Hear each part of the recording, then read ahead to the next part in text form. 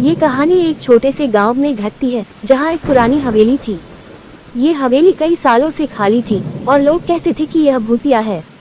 एक दिन कुछ बच्चे इस हवेली के पास खेल रहे थे। वे अंदर जाना चाहते थे लेकिन उन्हें डर भी लग रहा था।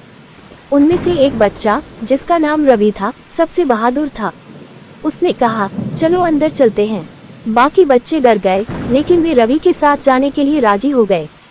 वे हवेली के अंदर घुसे और एक अंधेरे कमरे में आ गए। कमरे में सिर्फ एक खिड़की थी जिससे थोड़ी रोशनी आ रही थी। बच्चे कमरे में इधर उधर देखने लगे। अचानक रवि ने खिड़की के पीछे कुछ देखा। उसने कहा, देखो वहाँ कोई है। बाकी बच्चे खिड़की के पास गए और उन्होंने देखा कि एक महिला खिड़की के बाहर खड़ी है। वह महिला बहुत पतली थी और उसके चेहरे पर कोई भाव नहीं था। उसकी आंखें बड़ी और काली थीं। बच्चे डर गए और कमरे से बाहर भागने लगे। वे हवेली से बाहर निकले और फिर कभी उस हवेली के पास नहीं गए। लेकिन रवि को उस महिला का चेहरा नहीं भूला। वह रात में सपने में भी उसे देखता था।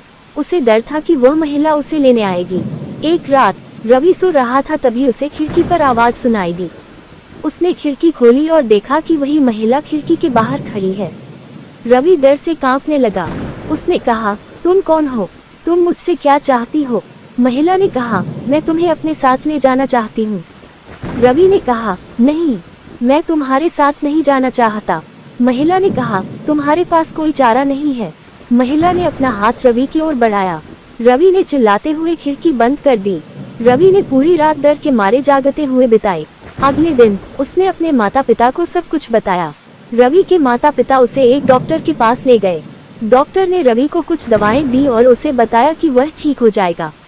लेकिन रवि कभी भी पूरी तरह से ठीक नहीं हुआ। उसे हमेशा उस महिला का डर रहता था।